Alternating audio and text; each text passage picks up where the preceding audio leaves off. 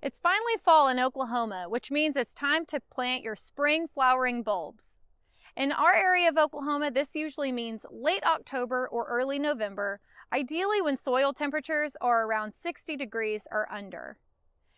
That might seem confusing as to why you would plant a spring flowering bulb in the fall, but these bulbs require a chilling time during the fall and winter that helps prepare them for their spring show.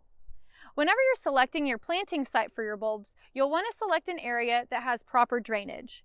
If you have issues with drainage, adding in some organic matter or compost will help facilitate that.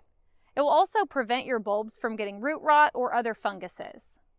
You'll also want to remove any and all weeds or annuals that may have been previously planted in that area.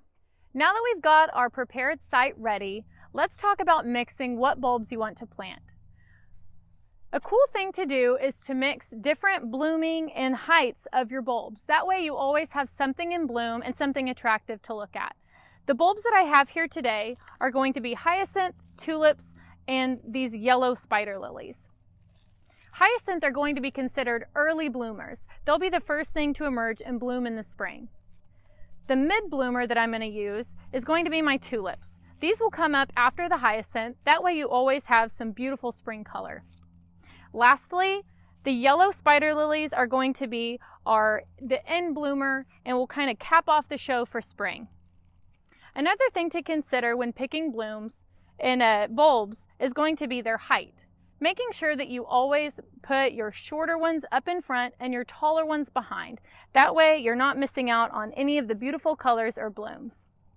Now that we've got these mixed up, I'm going to start by getting out my hyacinth, which are going to be my shorter but also earlier bloomers. I'm going to plan my spacing for these, making sure on spacing that you're putting them several inches apart. At least read your packaging, but at least about 3 inches apart. I'm going to put those right up front so they're the first thing I get to see this spring, and then also not going to be overshadowed by some of my taller bulbs. After that, my mid bloomers are my tulips. I'm going to plan those to be spaced just right behind my hyacinth. And then my tallest bulb I'm using are my lilies. Again, this is going to be the late bloomer, the last thing that you're going to get to see in the spring. Once you've got your bulbs placed and you have an idea for proper spacing and making sure that you'll get to enjoy all the blooms, you'll want to make sure that you're planting your bulbs the proper direction. On your bulbs, you'll be able to see the top of the bulb, which is the pointy end, and then the bottom end. This is going to be your root system. Whenever you plant your bulb, ensure that you are planting it top side up. This is where your bloom will come through, and this is where your roots are going to be. We'll do those with all of our buds here. Top side up, where your point, and bottom side, bottom. Whenever you're preparing your hole, you'll want to make sure that you're planting your bulbs to the proper depth. A good rule of thumb for planting any bulb is to plant the bulb 3 times deeper than the height of the bulb. If you have packaging with your bulbs, follow the instructions on your packaging. It should tell you specifically how deep to plant. If you don't have packaging, you can always use that rule of thumb. Again, that is plant the bulb 3 times deeper than the height of the bulb. For instance, on this one for my hyacinth, it's about 2 inches in height. So I'm going to plant this bulb 6 inches deep. When planting, I'm using a hand trowel. You can also use a bulb auger. Both will a lot of times list how many inches in depth you are planting. Mine lists my inches here. That way I know that I'm planting to the proper depth. As I'm digging my hole, I'm going to ensure that I'm getting, again, at least 6 inches deep for this particular bulb.